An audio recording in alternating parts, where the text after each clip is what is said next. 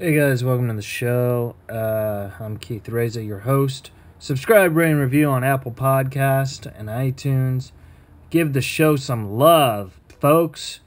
Ever since iTunes and Apple Podcasts merged in together, our ratings have cut down in half. We can't let that happen. We need to get back on track and get those ratings in. Subscribe, rate, and review. Even if you hate the show, let us know. It takes 4 seconds to write a review and let out your thoughts of happiness and sadness. It's up to you. We need 100 reviews, and we're at 81, which means you could be lucky number 82, or lucky number 83, or lucky number 84, or lucky number 90. Who knows? You might be that lucky number 100. And if you are, kudos to you. All right, now we got the advertising about more ratings out of the way. A couple dates that I got. I was supposed to be at the Hollywood Improv this Saturday night with Jay Moore, but Jay just called me and said he can't get me on the show. He said too many openers. Not enough Jay Moore. So I'm going to be at the Hollywood Improv with Jay Moore March 15th. You can get tickets at www.hollywood.improv.com March 15th. Also, I got accepted to a little comedy festival called the Slow Comedy Festival. And that's at the end of February 28th through March 1st. You can get tickets at www.slocomedy.com. And you can see me and other comedians that made it, like Jill Kimmel, Jimmy Kimmel's sister, The Greg Wilson, who doesn't go by The Greg Wilson anymore. He just goes by Greg Wilson. You could also see my manager, Dante, there, and his wife, Rebecca, who also manages me, but not really. And then who else? Lots of good names, like Amir the Great, and other amazing comics. Also, I'm headlining the Irvine Improv, April 21st, Tuesday at 8 p.m. You can get tickets at www.irvine.improv.com. Purchase them. They're only $15, and it's a big deal. Irvine Improv was the first club I did stand-up comedy at. So letting me headline is a huge honor. Huge honor, and I could really use your support. So what are you waiting for? Stop listening to this podcast and go to www.irvineimprov.com and purchase your tickets to see me on Tuesday, April 21st. Then, once you buy your tickets, you can continue listening to this podcast. Excellent. Also, I forgot to mention my stand-up special, Keith Reza Make It Happen, will be released on Mad Comedy Records on March 10th. Again, Keith Reza Comedy Special, Mad Records, March 10th. It's called Make It Happen. It's a great comedy special. Today we have on the phone, via phone, the great comedian Earthquake. You may have known Earthquake for his comedy and his movies. And that is my dog barking. He hears me. We tried to sneak it, but he hears me. But Earthquake, you've seen him on The Long Shots, Cedric the Entertainer's show, The Neighborhoods, and my dog is still barking. And that's Boomer. Maybe I should pause this, go say hi, and restart. What do you think? Or maybe we could get him in here. Have him tell you a couple of jokes. Bark, bark, bark. Anyways, you've seen Earthquake and Cedric the Entertainer's TV show, The Neighborhood. You've also heard his voice on the hit show and hit movie Barnyard. You've also seen him in Clerks 2.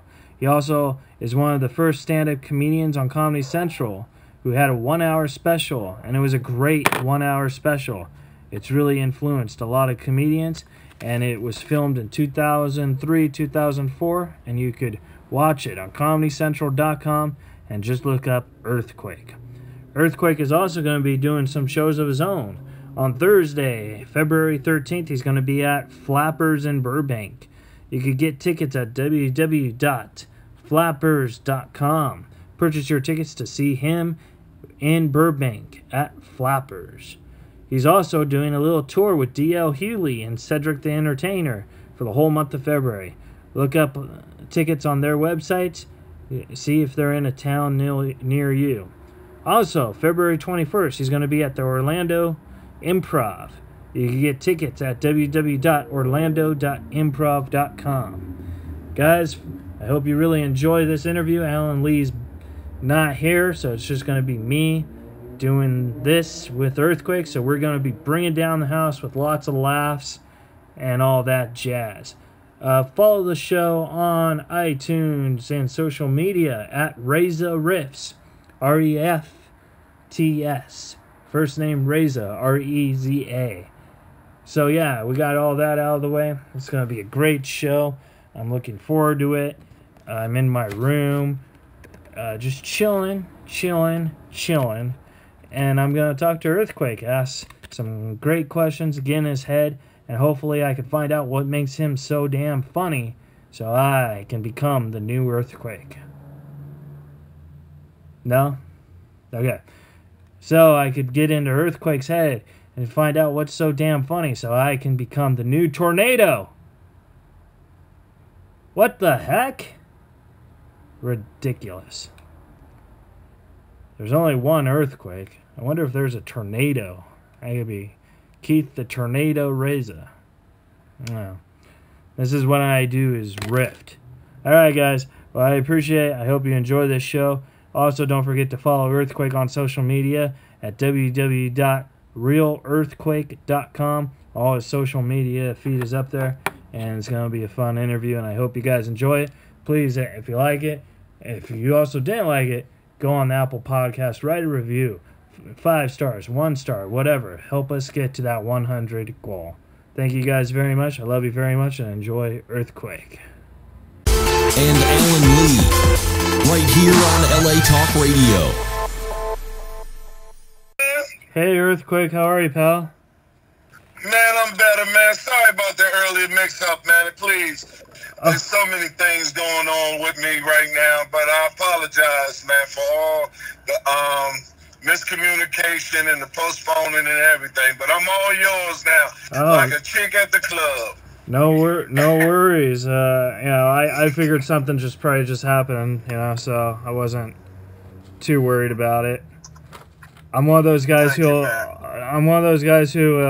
because I have Asperger's syndrome, so I'll just keep on bugging people until I get yes. That's one of the great things about having autism. Okay. I don't know. Maybe. I need to put you on. I need you to get my money back from some people there. I could totally do that, but I just don't see social cues very good. I mean, it's kind of weird to say it, but I don't really know the meaning of the word no. You know what I mean? So I just keep persistent. Yeah, I had an ex-wife like that. So, Earthquake, I have a couple of questions. You started off as a comedian, but you also owned a comedy club. Like, what's that like? Owning a club and wanting to do comedy at the same time, because I co-book a club and I always want to put myself on the show, It was the best experience, the best decision I made in my life. I'm still, to this day, profiting off of that decision. Not only to own my own club, the location, the people that made me who I am, like the one that you're dealing with now. It was just one of the best decisions, if not the best decision I made in my life.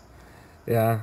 But as a comic, did it say you put on Steve Harvey or something? Did it be, because I'm the type of guy, when I'm at a comedy show, I want to be on stage. You know what I mean?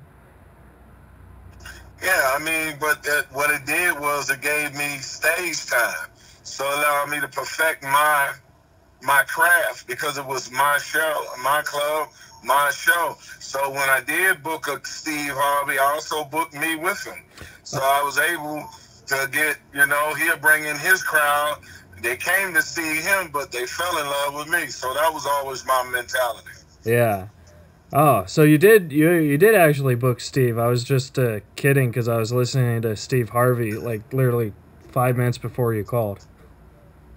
Yeah, we booked. He was instrumental in my club survival. He was my best. He was my first star that I booked.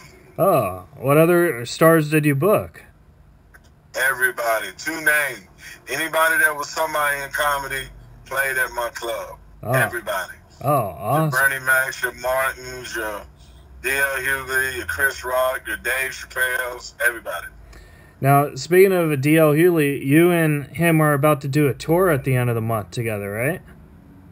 As a matter of fact, it's tomorrow. Oh, it's tomorrow? Yeah. Oh. Yeah, we in Cleveland. Friday. I'm sorry. Oh. Friday. Yes. So, what's it like going on the road with 3 or 4 headliners? Like, how does that work? Like, where all headliners are on a show, like, does one person close out? You know, like... Yeah, that's what happens. One person calls out, we all have a lot of minutes, and we do our lot of minutes, and it completes the show. Do you guys rotate spots, or do you guys just go in and do, like... Nah, it's usually the promoter already had describe and negotiate everybody on what their position is. Oh, awesome. Because this is your first time like touring with all those guys, like on a big theater type thing? No, I did it quite. I've done it before. You've done it before. What's it like? Yeah. What's it like? Because you're used to selling out theaters just by yourself. Like, is it a different? I don't know, because they're your buddies, but is it like a different atmosphere doing shows with other guys on your same level? Yeah, I mean, because they bring in people coming to see them, people coming to see you, people coming to see them, people coming to see you. So it's a mixture in that. I mean, it's electricity. It's a beautiful thing. Yeah, that's awesome. What's the difference, like, as a comic? Like, which one do you prefer performing in? Comedy clubs where they're intimate and packed out, or like theaters where they're packed out, where laughter, like, it takes a second for it to flow? You know what I mean? Well, theaters for me is when the product is done. Comedy clubs for me is when I'm in the kitchen making it. Oh. So, you know what I mean? So you don't gamble or when I say gamble, risk taking with 14,000 people. Right. Risk take with 200 people, 300 people, and try this out, see what that works. 14,000, you already know where you want to go and where you want to take them, because there's so many. And you don't want to lose 14,000 people. Right. That makes sense. It's like you're making a pizza at the club, and then at the theater they already got the pizza. Like they know what it tastes like, you know? Yeah, you feeding it to them. Pepperoni and mushroom. Is that your favorite type of pizza? You know it. Do you eat like when you get pizza? Do you like put like ranch or something on it? Do I put what on it? Ranch, ranch dressing. Oh, hell no. Oh, yeah. Wait. I eat pizza the American way. Oh. Folded and bited. You don't put no damn ranch on it. Oh. Pepperoni and mushroom. Yeah. Well, I put ranch on it. I guess. I don't know. I mean, Yeah, I know. I just want to always add something to it. Certain things are just meant to be left alone. And you believe pizza's one of them? Here's another one. What's that? Just straight sugar. You broke up on that one. I didn't catch it. I said just like sugar. Oh. You don't need to improve sugar. Yeah. You definitely. No sweet, low, all that. You don't need all that. Yeah. Ain't nothing wrong with sugar. Yeah. I actually don't eat sugar. I don't really eat it, but I hear it tastes good. Yeah. They say like sugar is like there's this guy named Rodriguez. He was a Mexican singer, and he did a song called Sugar Man, and the whole time I thought it was about sugar, but it was actually about cocaine. Yeah, that's that other shit. They don't need to be improved either. Yeah, but it's funny with all these names, wordplays. But you did The View, and when you did The View, Whoopi Goldberg said that you were her favorite comic on it. Like, what's that? Like, that's like a huge compliment because Whoopi Goldberg's one of my favorite comics. So how did that make you feel when you found out about that? I mean, gratifying, you know what I mean? Yeah. Humbling, you know what I mean? Yeah. But, it's good to know some people appreciate your work. So it was very humbling. Yeah. Was that the only time you did The View? Was when she was on it? Yeah, that's the only time. Yeah. Yeah. I've never done The View, but I hear good things about the ladies, when they talk. Like they always fight. No? Alright. I usually have a co-host and he like laughs at my awkward jokes, and then you and I we would make fun of him, but the scheduling conflicts kind of threw him under the bus,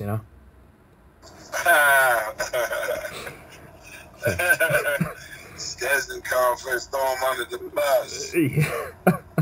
Yeah, it saves him a beating, Right. So when you do movies, because you're always like the funny guy in the movies, what's that like? Because I assume it's just from your natural of being a stand-up. I mean, are your lines scripted or do you just improv your lines? They're scripted. Yeah. They're scripted.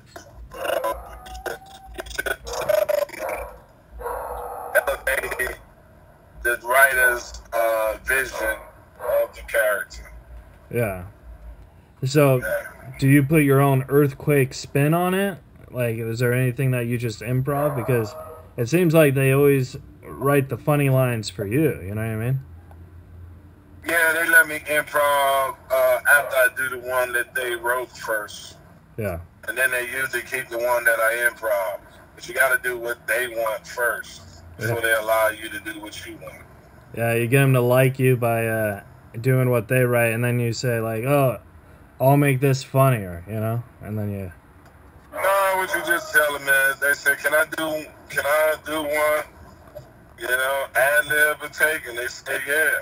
And then let's go. Then you kill it. And you tell them, this is my version what I thought of your site. Right? Like, look at that asshole.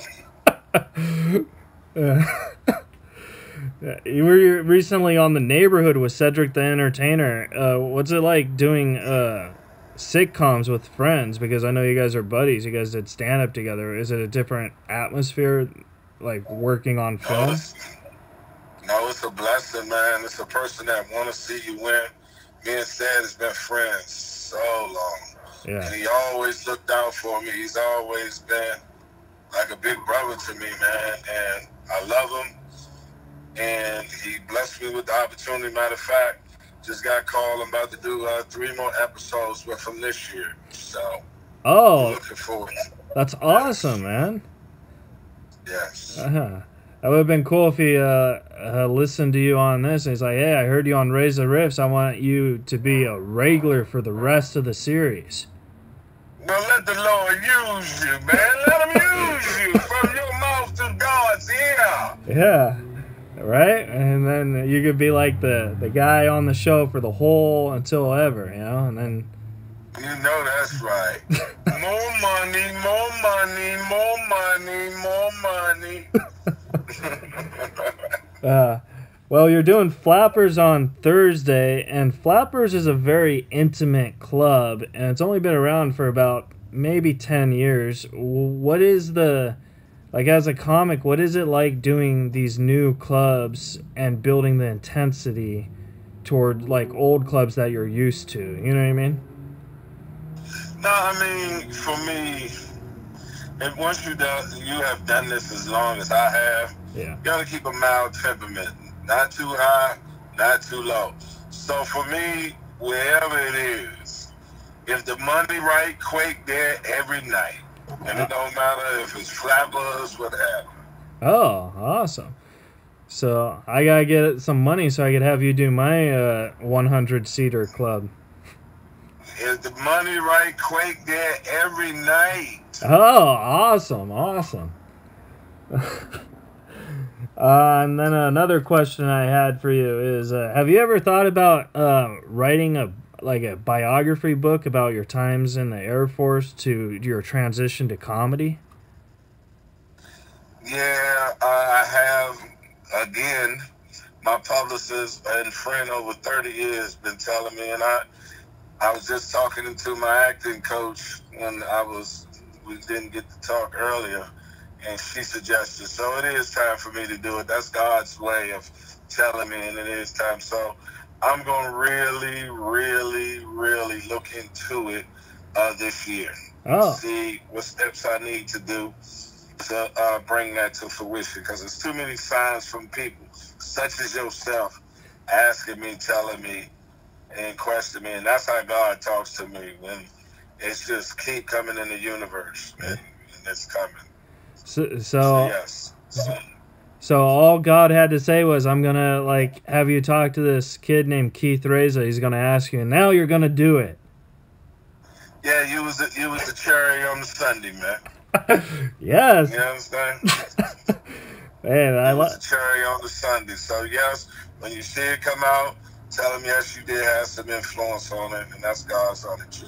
Oh, that's awesome. I'm gonna take pride to that. I'm gonna be I'll be talking to my friends. I'll be like, that bestseller book that just got released by Earthquake. I don't mean to brag or anything, but I kind of set that. Go ahead and let them, man. Beat your chest out. It ain't hyperbole. It's the truth. Yeah. And if they ever call and ask me, I'm going to tell them. I'm going to testify. It'd be like, download Reza Wrist for the full scoop. Yeah. And then I'm going to come back and interview on your show when it get released. And we're going to have this same conversation. Yeah. And except I'll actually come to your office, or you could come to my studio, and we could share a pepperoni pizza with mushrooms. That's right, as long as you don't have no ranch, though. Well, I'll have a side of ranch for me. I mean, if you want to go nuts and try it, that's on you. No, I don't want to try to turn my back on you if I see you put ranch on it. You'll be like, you know what I said about Keith Reza wanting me to write that book? I was fucking lying. No, I'm gonna still tell the truth. I'm saying he cool. That fucking ranch with the pizza setting him back. All right. And then a couple of questions. Right now, comedy, with what's going on politically, do you think that it's affecting comedy, or do you think it's actually helping comedy? Regardless of your political views, just you could feel an atmosphere change, Well, the only thing that is hurting for comedians that's not comedians. Right. Because true comedians understand this is our job. This is what you're tasked to be. And if you ain't going out there being malicious, then you shouldn't have no problem. But I do think it's helping us because it gives us something to talk about. Yeah. So and then do you think this election is going to be just as scary, or do you think it's still going to be in that same pathway as a comic artist? Oh, it's going to be the comic artist because he ain't going to stop. Yeah. We're living under a dictator. You have a man that fired everybody who testified against him. Yeah. You have a man today told the Attorney General, the Justice Department, the Attorney General of the United States, to tell the Attorney General from Washington, D.C., that he overcharged his motherfucking right-hand man, and to withdraw the sentencing guidelines because they was too fucking high. Who does that? Yeah. Who able to tell my man, listen, man, it's a false miscarriage? He was found guilty on every single count by a jury of his peers. But old great white man with the orange hair said, that's my friend, is unfair, and I want the Attorney General to tell his subordinates they did it wrong. Yeah. That is wrong. I mean, and you talking about the swamp? Yeah, he draining the swamp. He putting all his motherfucking swamp creatures in it. Well, He drained the swamp and he filled it with all of his swamp creatures. you know, I heard a joke at a club, and I don't like to take any like comics jokes, but this joke was like so funny and it was like corny. He was like, you know, Trump fired everybody. He also fired Tom Green and Dennis Rodman. I thought that was pretty funny. Okay. Because, you know, the Celebrity Apprentice. Oh, yeah. See, yeah. Like, the stretch is too long. The stretch is too long. You know what I mean? It took me too long to get to the names and put them together. If you're going to write some shit like that, you need to get somebody that currently got fired. Yeah, that's too long. Yeah. But it's like, well, when did this guy tell this joke? 2006? You know what I mean? No shit. You hold that one up and regurgitated it so it can fit today. You're running out of material. Earthquake, I just have 2 more questions and then I'll respect your time. But question 1 that I wanted to ask is, do you remember your first time when you were on stage and just, you know, your material was killing, but like the audience just wasn't vibing it? Like, I wouldn't say bombing, but it was just like you're thinking, I really hope the 10 o'clock show is better than this. You know what I mean? No, I don't. Oh, all right. So you've never had that experience when you were just starting? I don't. Wow. I don't deal with those kind of experiences because I told you again, it's high and low type thing. Yeah. If I have a great show, it's great. If it's a bad, not to whether it is. But I don't worry about that. I just do the best I can, and as long as I know I'm on my best, and it's good enough for me, and usually it's good enough for my audience, because I live by a philosophy as simple as we deal with something that's subjective. Yeah. It's certain people that's gonna find you're not funny. You just hope all them motherfuckers don't show up that night. So you know they exist. Yeah. So if you know it's people that's not gonna like what you say, it's funny because it's objective. What's funny to you might not be funny to me. So you know that exists. So you just hope all those people. Yeah. Are you still there? Are you still there? Earthquake? To you, that's the good thing is, send me another 400 after y'all. I'm alive. They was great. Yeah. Well, see, like, I experienced that a lot because I talk about having autism, and a lot of people they're either on board with it or they think I'm making fun of it. You know what I mean? I think I lost Earthquake. Did you lose him? Hold on. Quake? Quake, you there? Yeah, I'm here. I couldn't hear him. Oh. Okay, go ahead. Oh, hey, Earthquake. So I was just gonna say, like, I experience that sometimes because, like, in my comedy I talk about having autism, and it's actually like a taboo subject because people either praise it or they think you're making fun of it. You know.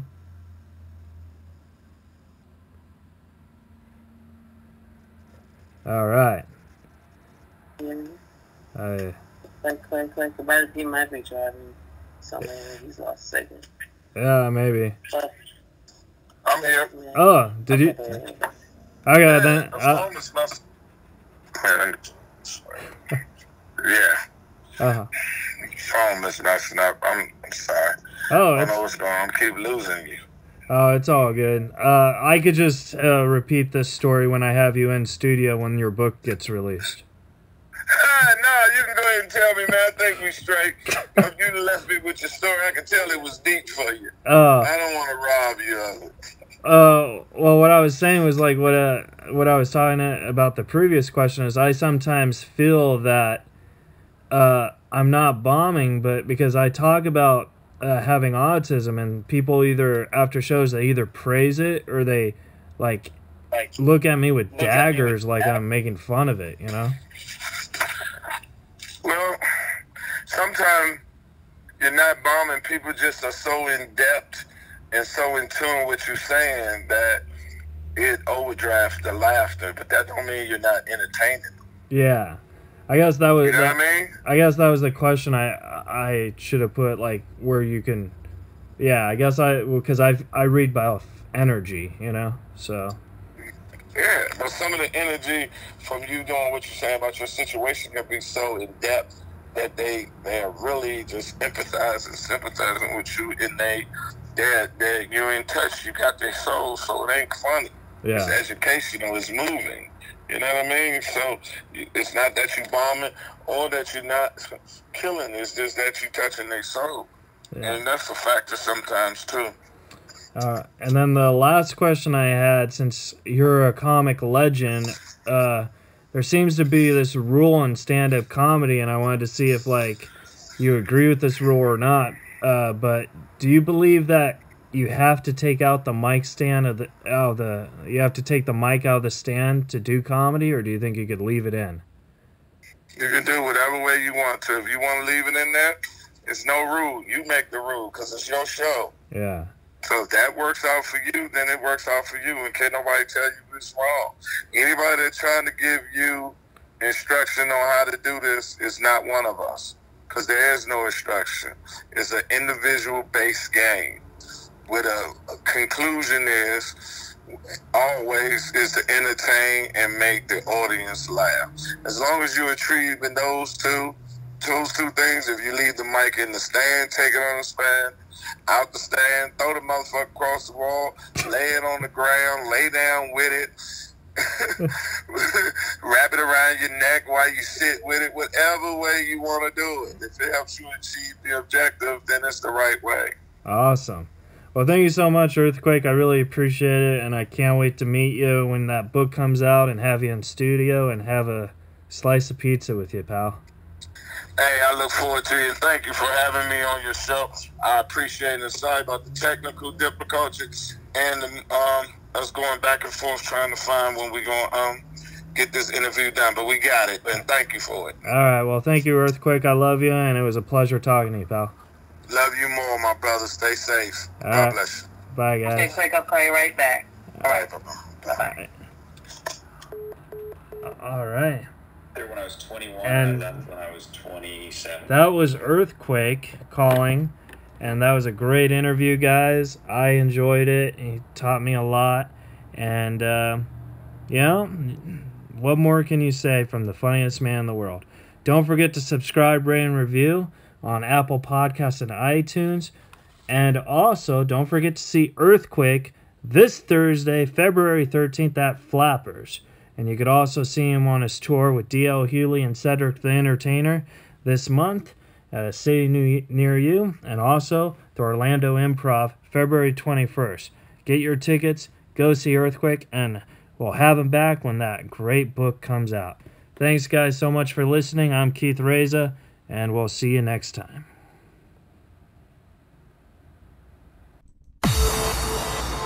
Lovely. You're listening to Reza Riffs with Keith Reza and Alan Lee, right here on LA Talk Radio.